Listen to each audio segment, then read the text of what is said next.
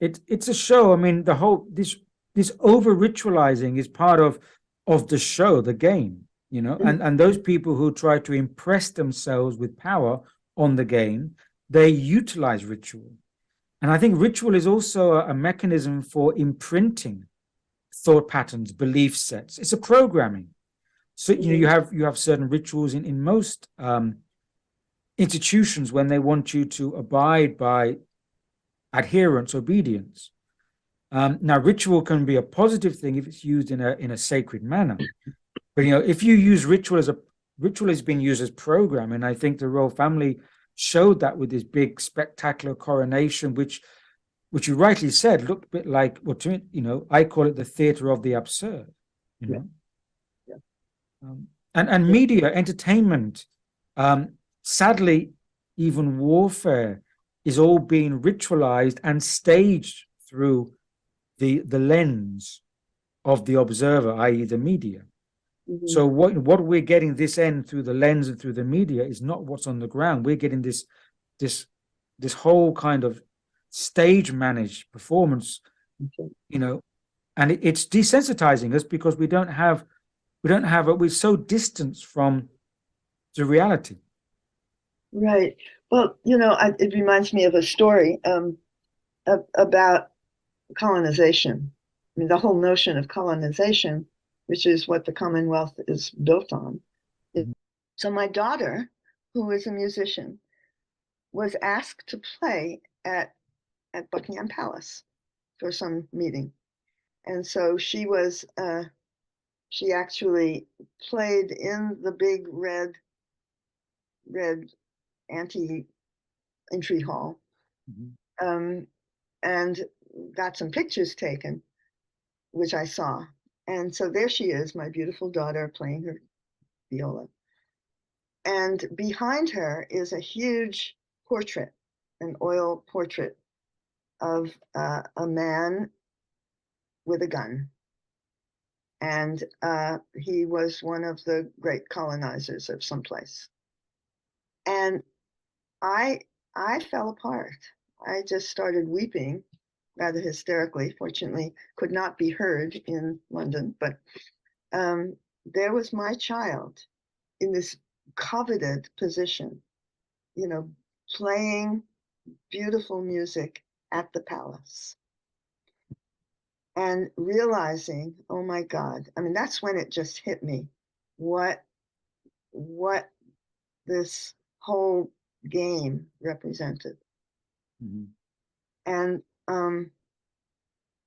anyhow, it turned into a whole big thing because I shot my mouth off, which was a stupid thing to do, rather than telling my daughter how beautifully she played and how wonderful it was. I started complaining about colonialism. Well, I mean,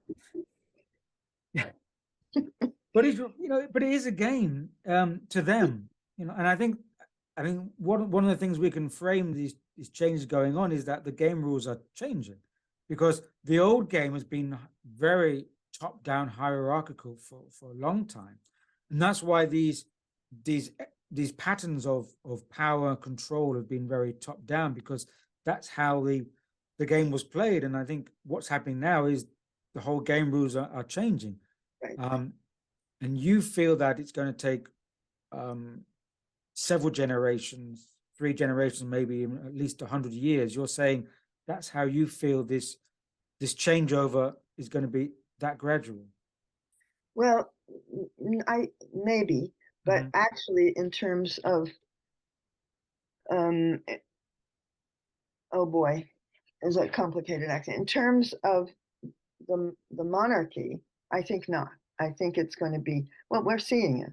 We're seeing it. The king has now both kings have married commoners, which one generation ago would not have gone. And their children are their children are going to be children of the modern world. And then the whole paparazzi thing, which is an outrageous expression of community and society, I mean, shouldn't be happening. That's not okay. And it's the monarchy that makes it, it's not the monarchy that makes it possible. It's the economy that makes it possible because there's money to be made. And when there's money to be made, people will misbehave unbelievably and have. So that's where I'm hoping that the real shift is going to happen with the economy. And the economy, what will change the economy? Well, I mean, here's what we're seeing right now, this minute, where I live, which is climate change, which has dried out and heated up the forests so badly that all of Canada is on fire right now. And I look out my window and the sky is covered with smoke from fires happening, hundreds of miles from me. The whole East Coast is covered with smoke right now. So, it all goes together. And so what am I trying to say here? It's falling apart already. And once it really falls apart enough, then people will be dying. And they're already dying. So that will tumble very quickly, I believe. And who knows about generations, but individuals. There are going to be hundreds and maybe hundreds of thousands of people dying from one thing or another, which has been happening, but it's been more secret. It's been happening with starvation all over the world. But this is very dramatic. You can't ignore it when the whole country is on fire. I mean, it seems like there's cycles within cycles, and some cycles are longer and some are shorter. So, if you're talking about culture, I mean, I think 100 years is reasonable because, when you went from the Egyptian to the Greek to the Roman cultures, you're talking of the shifts of, along, hundreds of years. 100 years is not unreasonable. And I think the culture, the cell of the culture goes through these morphing changes, which is over a long time. Even 100 years is a blip in evolutionary time anyway. But in the Middle Ages, it took like a good 100 years to move out from the monasteries to open up and then move out, move their knowledge out into post Dark Ages Europe, and then for the Europe to start to grow again. It took, a century or two. So these are cultures kind of morphing and transitioning. Then you get elements, and then of course the larger scale, you mentioned the climate. Well, the Earth has always gone through climate shifts. And so I think it's short-sighted to kind of like just pin it down to one thing like the humans, because that's a political agenda. But climate has been shifting for aeons, and that's been shown by digging in the ice core and seeing these huge shifts. And so, of course, civilization is bearing the brunt of it because we've never had such a global civilization on the planet through these whole swaths of change. So you've got planetary change, you've got cultural change within that, and then you've got societal change within these cultures. And within that societal change, you've got politics and finance and all these institutions or institutional systems which are going to fall faster because the cellular culture and the planetary changes are larger cycles. But so yes, I do feel that likewise, the financial, the health institution, or the illness institution, as it's probably more rightly known, the political corruption, the wealth corruption, inequality, all these I think are going to fall quicker because they're human-made artifacts within the culture. But what concerns me is that there may be an agenda by certain human-led forces to try to replace one with the other in a way which is still unnatural. Right. So, for example, if you're trying to bring in a digital currency, which is still trying to, control the movement of wealth and to secure it in the, the higher powers, and the people are still slaves to basically a capitalist economy, then you haven't got change. You've just got replacement. You've got a replicant. And I think if you look at the news now, and that the false promise is a replicant promise. The new human will be a technologized human, replicant. The new finance will be digital. It's a replicant. To solve the climate, will control carbon credits. It's a replicant. It's imposition, which is serving human agenda. What we need to do is allow, I think, natural energies to come in and to transition in a way which is universal law in a natural way. And humanity so far is not going in that direction. And that's where the difficulties come from, because natural forces are going to push through. Just as a river, when blocked, will find a new avenue. But we make it harder for ourselves because certain human forces are trying to manipulate it to serve their ends, and it's becoming very uncomfortable for the rest of us. That's right. That's right. So how do you envision a way through this and a way to shift the focus? I mean, well, I guess, and also, what institutions do you feel need to change? And then I'll tell you which ones I think need to change. But go ahead. Well, I think most present institutions will need to go and undergo change. I don't see anyone which will kind of be spared. Definitely the political institution, definitely the financial, definitely the health institution, the educational definitely has to change. Even religious institutions may not survive this in their present, definitely not in their present form. But these are social institutions or socially embedded institutions. And so they're our kind of creation in a way. And so any kind of social institution has to change because it was embedded according to a time and a place and an energy, which is now being shifted from.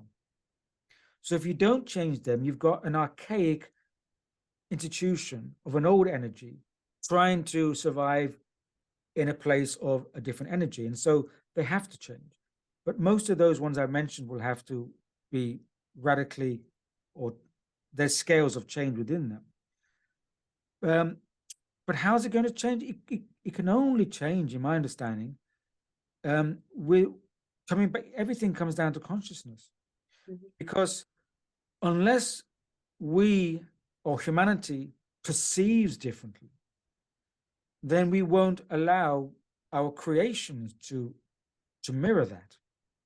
If we still believe that, we are the dominant force, everything revolves around us, we are in a matter reality universe, the vital, sacred, cosmic energies don't exist. Matter is primary energy and consciousness is a secondary byproduct. If we still exist within that bubble, then we are just going to create another replacement of equal archaic energy. So that's why we need to really radically change our understandings of how we perceive what is life, what is the cosmos, what is the role of life and the role of human species and all species. So it comes down to consciousness, and that I think is going to take time. Right. Yeah, I'm absolutely with you on all of that. And one of the things that I've been watching with great interest is the Webb telescope. I have my oldest son is an astronomer, and he's actually a pretty well-known astronomer, and he's of the old school. And my child is of the old school. You can imagine what that's like at family gatherings. So what am I trying to say? So the vision, I think ultimately, I'm just putting what you just said in somewhat different terms. Ultimately, it comes down to how we see the nature of reality. And the nature of reality, as has been handed down to us in, since recorded human history, has been a three-dimensional construct. And and then imposed upon that these miracles of Jesus and our what is accepted religiously, not by indigenous people, but by so-called civilized people. So we have to, it's almost like we have to get back to an indigeneity, you know, a really being dependent upon the land in a conscious way.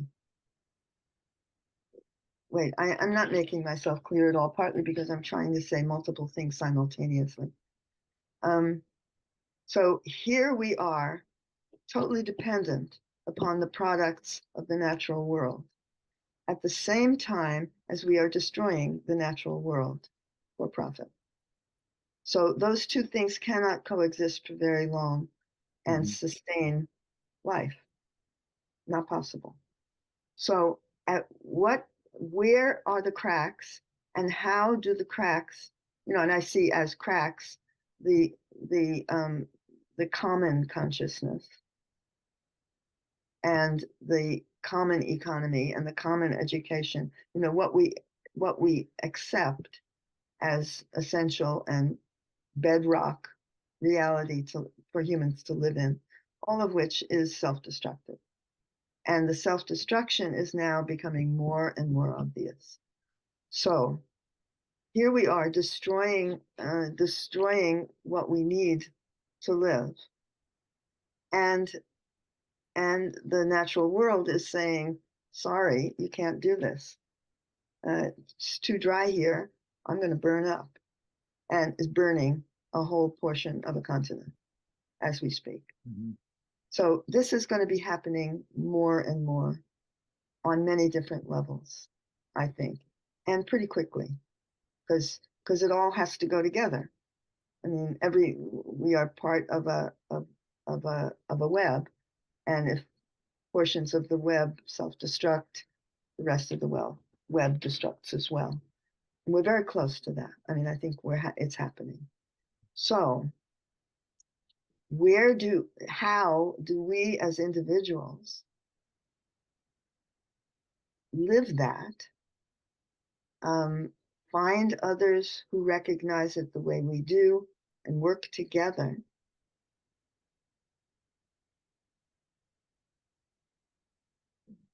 keep from destroying one another, which we're very good at. You know, whole new wars are getting dreamed up, and what just happened in the Ukraine yesterday, I think, the breaching of a dam. Do you know about that awful thing? Yeah, I mean, yeah, I've seen that, yeah. So that kind of, when a child acts out that way, you know that what he needs is time out. When whole nations, whole blocks of people act that way, my question is, and it's my question to myself, is what do we do now? You know, teaching about consciousness, how do we teach about consciousness in a way that actually gets through? So you can't be intellectual about it. You got to do it another way. So how do you do it? That's it. I mean, it seems like you said, everything's out of sync. And when it's out of sync, the nature's always going to keep on going, you know. And so we're the ones out of sync. And so it's going to come crashing down. And I mean, I see, like you say, the news, and I think it's becoming a false solution. And people are saying, oh, well, now we have a multipolar world, and we have the BRICS economies coming up, and that's going to be much better now because we can have a more equitable distribution of trade and wealth, etc. But that still, for me, is what I call the false replicant. You know, just because a multipolar world may be better than a unipolar world in that system, but the whole system doesn't work. So it's no point trying to, you know, mend a puncture of the wheel of a car when the whole car is just kaput. Exactly. You know? So I think it's a diversion. And I think there's a danger that people are getting drawn in by saying, oh, things are going to get better because we've got, we've got these other nations coming up and they're going to balance things out. Well, no, because the game board is rigged. Let's face it anyway. Both players or all sides are rigged. And it's not, the whole system's not going to work. What I'm looking at is yes, reality, rightly so, our understanding of reality has to change. But sometimes that needs, sometimes it's not enough for people to be able to change it. Sometimes you need a big shock, an external shock. And perhaps an external shock is going to come, which will blow the fuse and totally rearrange things. Now, just as an example, and I agree with you, we have to go back to fundamentals, which is a resonant relationship with the natural order. And so technology is unbalancing that because it's running away with itself. And that, again, I feel is a false promise, saying technology will solve all our ills, all our problems. But what if the sun burps and a huge flare comes and knocks out all our technology? It's that fragile because technology is living within a natural order, cosmic, solar, planetary, natural. So we're still putting our eggs in the wrong basket if we're thinking that this is going to solve our ills, and boom, we get a solar burp, i.e. a solar flare, coronal mass ejection, and that can stop everything. So would something you feel a larger shift, a larger impact, be able to change our perception of reality? Well, when I try to imagine that, I find myself imagining something which I think is actually realistic, volcanic eruptions. And Yellowstone right now, which is right in the center of the country and has a volcano that has not erupted in many years and has been bubbling for many years, is really showing signs of perhaps doing it. If that should happen, for example, it will basically cover most of the continent, which is the end of the civilization as we know it. So, so I guess my answer is the natural world, I think, will take care of it in one way or another. And I can't guess what that might be. But the pandemic was a wonderful exercise in a sort of preparation for the whole thing shutting down. And I don't know whether you saw any of the footage of what was happening in the emptied cities with the animals coming in from the surrounding wildlands. I saw one or two images, yeah, that I haven't been reminded of that for a while, yeah. But it was very moving. We were just days away from the beginning of taking back the land by the natural world. Yeah. So I personally, and I don't normally say this out loud, I'm expecting something large and dire. I don't know what form it will be at all, but I think that's what's going to kind of, and we are at the end of a cycle, so it's not even inappropriate. Yeah. Are you talking about, do you mean like the catastrophe cycle? Well, it's actually, no, the world cycles. It's, what is it, 52,000 years per cycle, something like that. And we are at the bottom point. In fact, we've just begun sort of starting up the other side.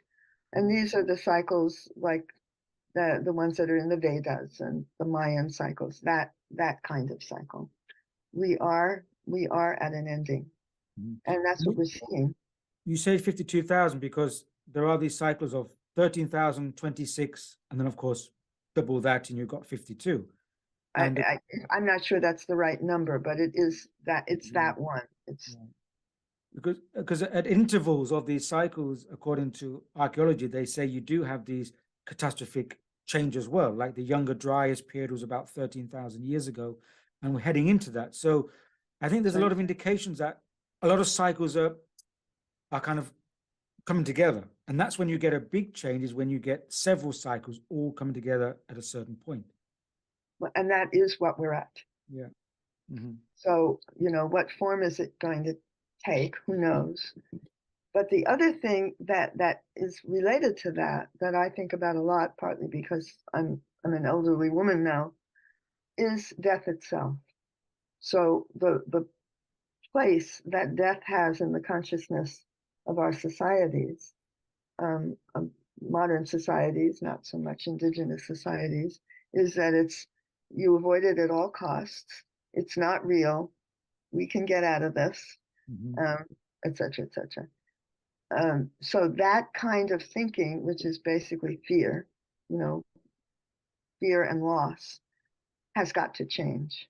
And I personally feel that it's one of the jobs that I have personally, to demonstrate approaching death and then doing it in a sort of educational way.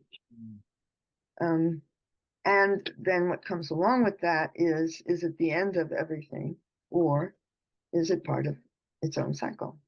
Mm-hmm. And that we don't disappear except in one form, et cetera, et cetera. Mm-hmm. It's a fair point. I mean, as above, so below. The way we conceive of our own physical mortality and death, we projected that onto these cycles, and we fear that because one cycle comes to the end, it's a death rather than a transitioning state. Exactly. Because I think we understand that death is a change of state, Mm-hmm. and there is no death in the larger scheme of life, because everything is life. There's a death of material body. But we've been programmed to fear death all our life. We're preparing for death all our lives. Some people are afraid to walk out of the house because they think that death's around the corner. And this false promise of technology and transhumanism is in the same mold, because they're talking about you can upload your consciousness, you won't have to die, immortality. It's this fear of death which stops us from living. Yeah. And understanding that biology is part of the mechanism of life, not death. Mm-hmm. So maybe I think we're projecting that onto this end cycle, and we're fearing death rather than seeing the birth beyond it. Right. Exactly. So that said, this is a very exciting time. It's very scary, yeah, on several levels, but it's inevitable.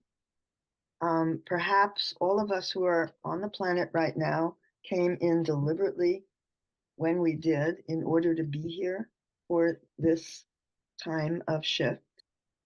And what the other piece of that I've been wondering about and studying for as long as I can remember is the religious, the religions of the world, and the power of the various churches. So how do we, and here I am living with Christian mystics. It's a question I have to just keep my mouth shut here, um, but it's very basic to the kinds of questions that you and I are asking, and that you have spent your whole life asking, and I have spent my whole life asking, is how do we situate our own hearts and minds and souls into this reality that on every level is happening. Mm-hmm. In my case, my life will be ending soon. There are fires right north of me. It could be that my life will be ending even sooner, but and our collective life may be ending soon. Mm-hmm. The World Council has to break apart. And so this may be the perfect timing and the perfect opportunities for us to sort of sink back down into the magma and sleep for a while, like the Hindu you go back into the, what is it, the ocean of milk, Mhm. and you wait until the next era. So I don't, of course I have no idea, but my sense is that's why I'm here. And my sense is that, it's happening. Mm. So, I mean, I've been framing it as a kind of mutational time, that it's an evolutionary crisis, it's an existential crisis for humanity. I've just been told that I've got 10 minutes left. Okay. So So, if it goes off again, I'm just going to shoot you another link. Okay. okay. Yeah. Because I think, let's just keep on going until we've ready. Don't let the machine tell us when to stop talking. Are you okay to keep on going? Yeah. Yeah. Yeah. So as I say, it's a kind of mutational time. So the question is it going to be, like you said, away with humanity in a new species, or are some of us going to get through? My feeling is that some of us are going to get through. And that's why I kind of go into that. I kind of resonate with the idea of a certain seed passing on, and seed communities, and a certain consciousness are going to be transmuted. But the end of humanity in this mode, let's say, isn't finished yet. But for those people who can't adapt to it, or are still stuck in the old systems, the old thinking, and that, it's going to be a lot of suffering, and they may get caught up in the die-off, let's say. So do you feel that this is a time of certain preparation for people to get on board with a whole new way of understanding coming, a whole new way of perception coming, having to understand a new reality? Or do you feel that maybe nature would just say, let's start again? I think both and neither. First of all, looking back at what we are learning these days about what we call prehistory, is we've done this before multiple times apparently, and there has always been a remnant in one form or another, one physical form or another, that has been the starter offers. And there, as apparently, they have been finding evidence of, and even living examples of beings identifying as human in one way or another, but who aren't like us. So, Bigfoot is an example of that. So who knows what's going on? But the research that Greg and Nassim are doing shows that, in fact, they have the remnants of societies that were much more advanced than ours. And so it has happened before. We didn't start the human adventure on this planet. So why should we be surprised that it wouldn't kind of go back into the ocean of milk, rest for a while, and then start out again? It's happened before. So do I know what I'm talking about? No, but I know what it feels like to recognize that this is not all that there is. And I've wondered that since I was a child. It's like, we're not very smart, was the way I felt as a kid.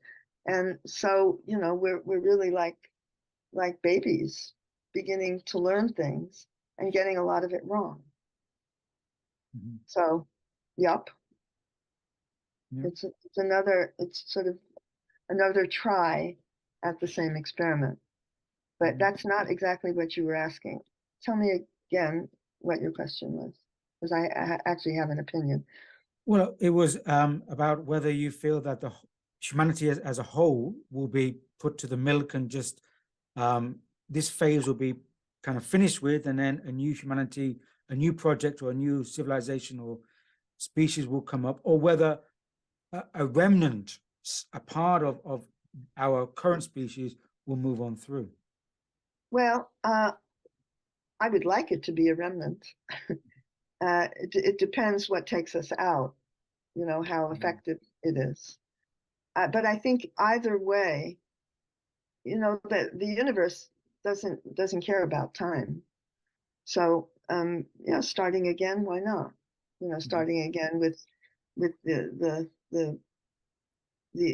atomic structure in the ocean that finally finds its way into form and eventually onto the earth.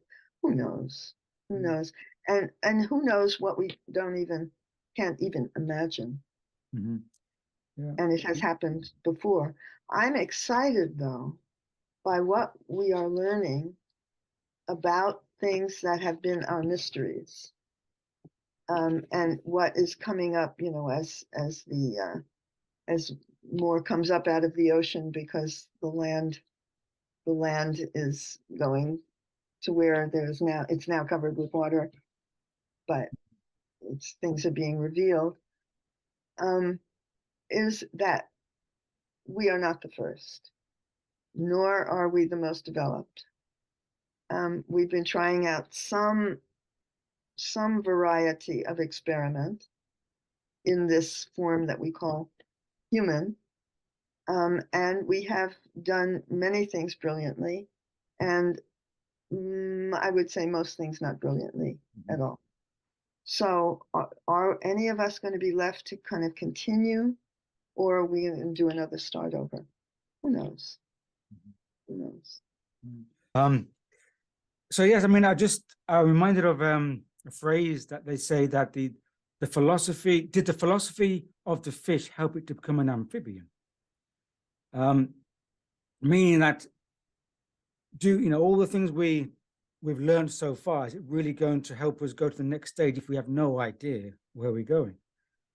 I mean, I agree with you. I mean, like Graham Hancock is another one that's been looking at these kind of signs of civilizations having gone through these resets, and there'd been even monuments were set up to kind of show that these cyclic disasters would come around to warn the next civilization that these are signs that we go through these periodic upheavals and change.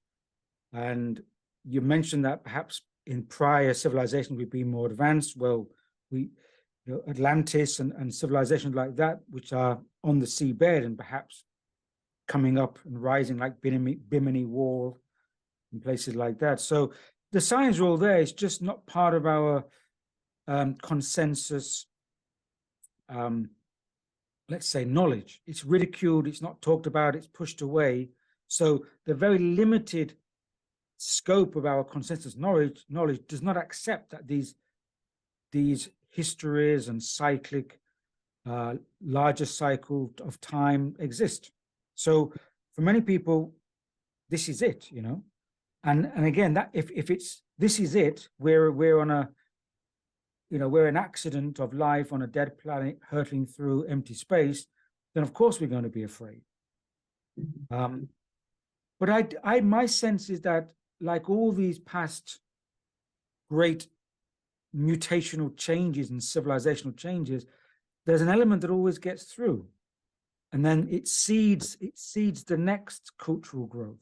And talking about seed, you remember you sent me just yesterday, you said you came across one of your stories and you thought it was serendipitous to pass it on to me because you came across the stone of Dacha, the Dacha stone.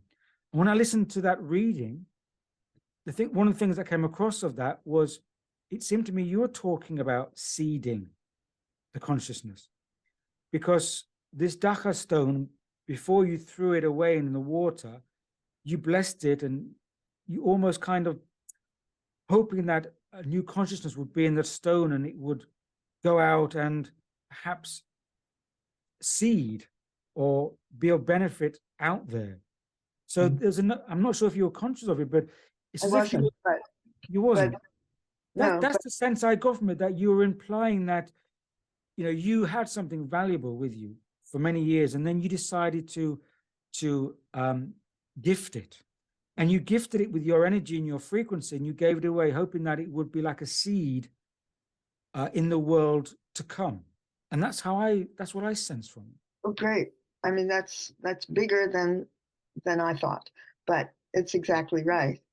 I mean, it came to me from Dachau, and I cleansed it in my own studio for, I don't know, 15 years before it felt clean to me. And then it was a stone, and I put it back into the earth. That was what I was conscious of doing.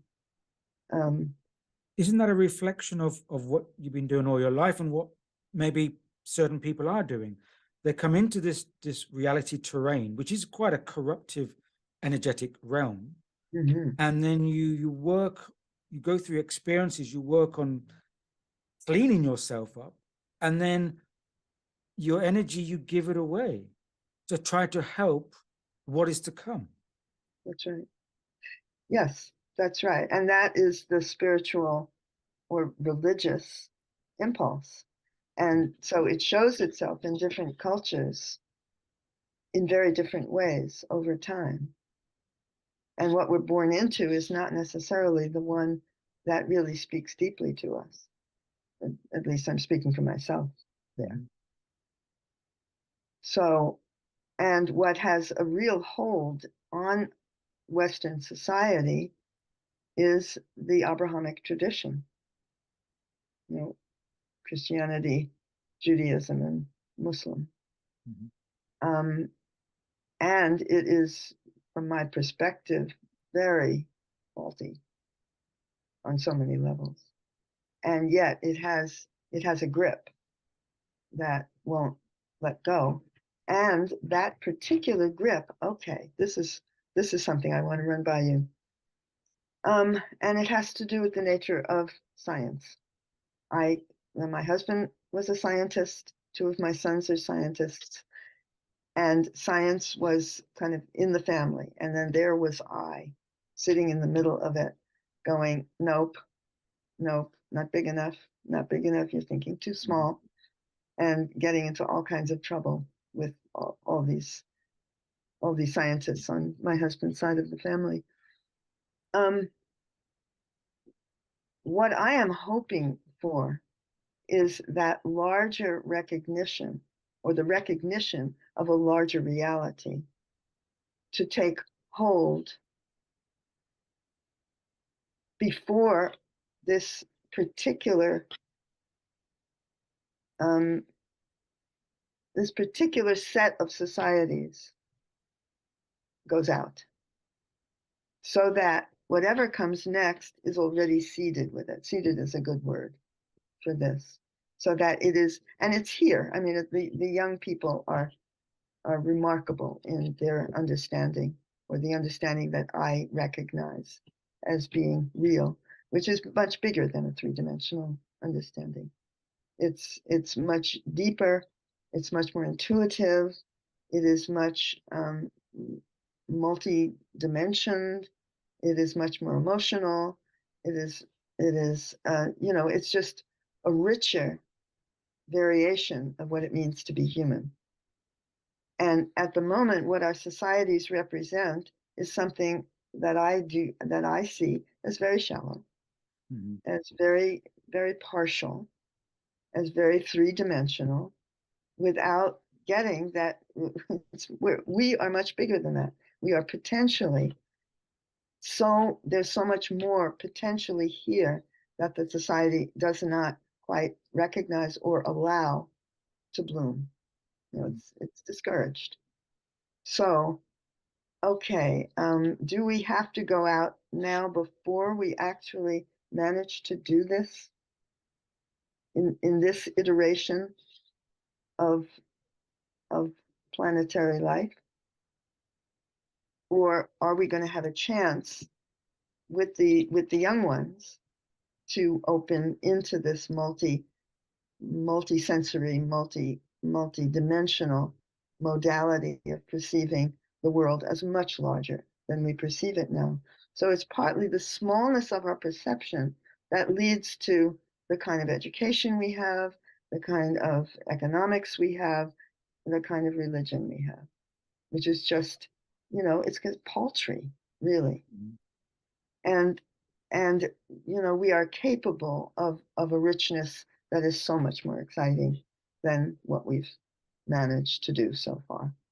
Now, if we are at one of the endpoints, if the whole thing's got to come down in a series of volcanic eruptions, then it's an opportunity lost unless there is that remnant who will carry that into the next iteration. If that's not it, and we have to start all over again, that breaks my heart. Mm-hmm. Yeah, and that's why innately my sense is that there will be a certain section or a remnant of humanity that will continue. I don't feel it's over yet, and just call it faith, but it's just an intuition. Is that we're in a straitjacket. That's what it feels to me like. Our perceptions and our comprehension and all our capacities are being pushed in this limited kind of stranglehold, and it's very uncomfortable. And that's why sometimes we do feel, many people feel out of the feeling uncomfortable, because we innately know that we're so much more. And so, of course, life is a vessel for consciousness and conscious spirit. So it's looking, and consciousness needs a vessel in this physical realm to express out of, to perceive itself out of, to look back.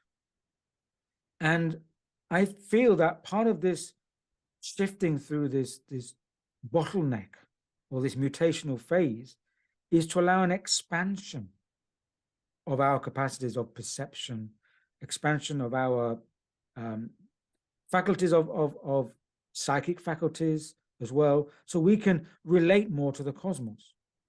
So whatever segment of society gets through this stage, I feel will be squeezed, like the pressure on coal creates a diamond.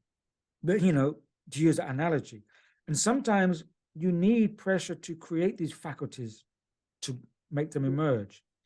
And why the human vessel, the biological vessel, has been in preparation and development for a long time.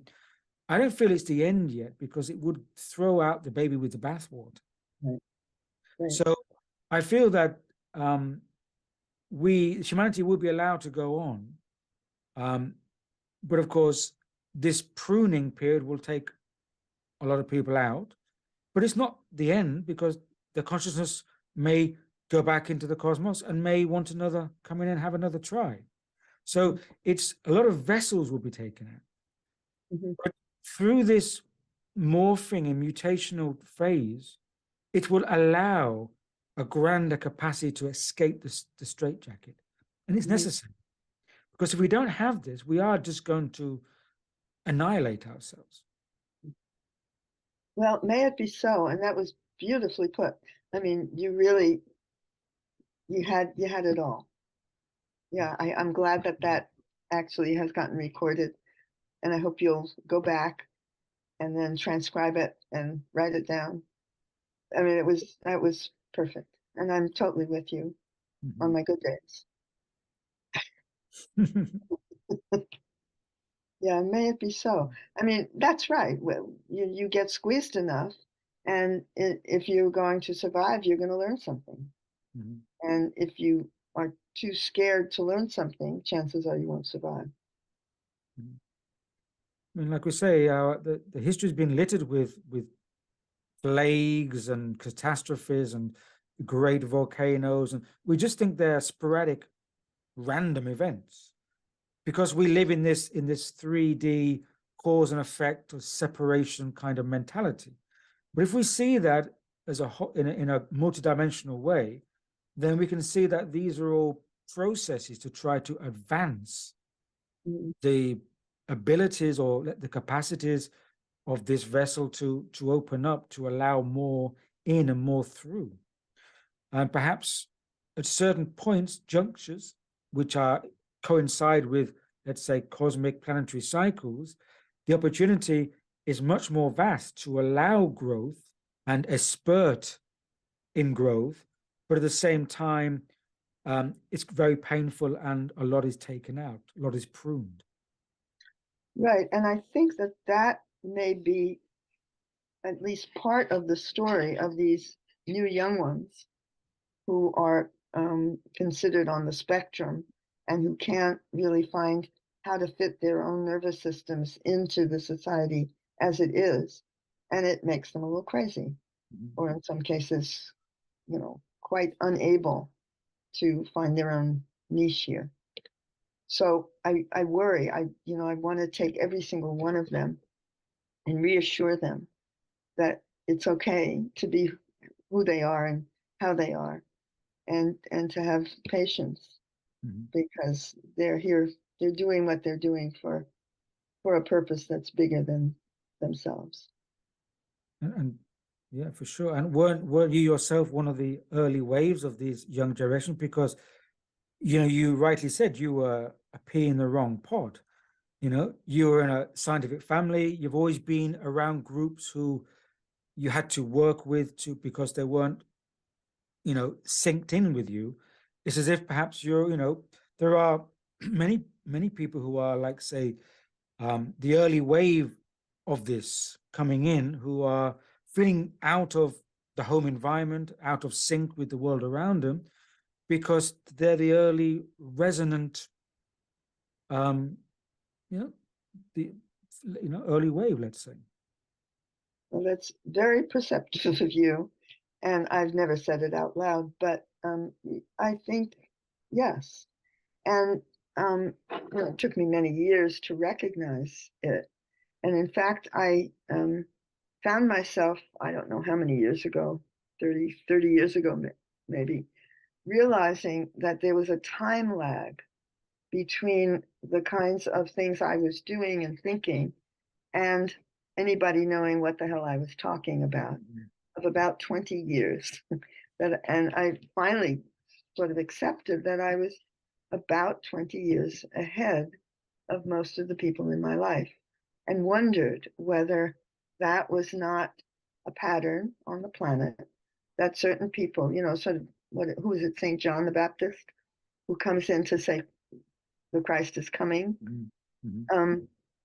that certain of us come in to do that very job, to be kind of ahead of the game, so that we can call back and say, come on, look in this direction. So that's very perceptive of you to notice that. We've never even met in person. But yes, I've been doing that for as long as I can remember. Yeah. And probably without consciously knowing it, polishing and throwing the Dhaka stones behind you in your travels to leave behind these seeds. Yeah. That's right. Yeah. And in fact, I've been leaving behind seeds for a long time as well. I'm thinking of before permaculture became a thing. I kind of I understood those principles, and I was part of a group of people on a piece of land, and I didn't have the word for it, but I created the first permaculture farm in that part of California. This is very successful. And then, and I don't know, 20 years later, the word permaculture came and books started arriving. So I've done that with a number of things. And I, by this time in my life, recognize that it's part of my reason for being here. And so now I want to do it with death and dying. Use my own as my material.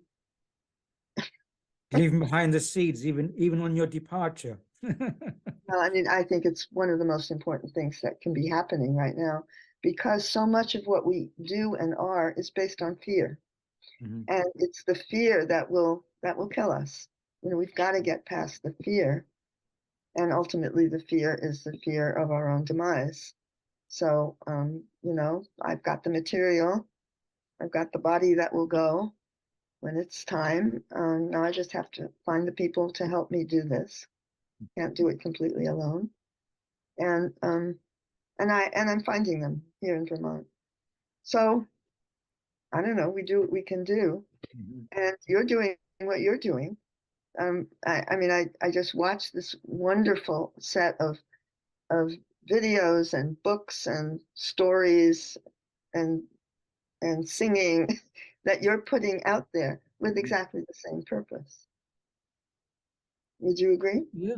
Yes. I mean, I don't know how many people pick it up. I mean, a few people pick it up, but but again, I've never looked for a majority. I've always felt that every seed you put out will find a few, just a few, not many, but that's enough. But that gives me enough meaning and purpose to continue. And I think that's the crux of it, is that if you can find something that which gives you meaning and purpose, you're going to do it anyway. And Right, that's what's fun. yeah, I mean, even if I get one email back saying thank you, I appreciate that, that for me is great. It's enough, and keep me going, in fact, because sometimes I think, who's listening to this? But it's what I feel to do, and I still feel blessed being able to do it, so I keep doing it. And Yeah, so we're on the same boat. yeah, and they say, and and there's, we're all part of a chain. Someone behind you will pick up the baton and keep on going. So it's I think it's a privilege that we can do this, and Right. And then you make friends across the sea. and that's the good thing. That's the good thing, is us having, connecting and being friends and having a conversation whereby, if I was an office clerk and that, I wouldn't have had these connections. Right. And it's this technology that makes it possible, Yeah. which I find, even though I rail against a lot of the technology, the fact is that we can have this kind of conversation and take it for granted, which is amazing. And it's new. It's very recent. Yeah, we're still babes with our toys, and the kids get the first toys in the sand pit, usually hit each other over the head with it, don't they? So I mean, that's what we're doing. A lot of it is hitting over the head until we get to grips with our toys of technology. So yeah, I still have hope, but I think, as you say, it's going to be getting quite uncomfortable for the near future. So yeah. Yeah, so it's for me very important to have my friends who speak the same language I speak out there to connect with. So thank you very much for making this happen in the first place. Actually, I mean, it was Irvin Laszlo who introduced us initially. Yeah, in the And world shift. Yeah. Let's continue. Yeah, well, I mean, always a pleasure to receive your very gracious and kind emails. We've been, I say, on off in touch for the last 10 years, and only infrequently 2 or 3 times have we had a video chat. But That's it's right. always a pleasure to receive your contact and know you're out there. So, Carolyn, thanks for chatting with me today. Yeah, thank you. Be very well, and I'll talk to you soon. Okay, we'll do. Thanks.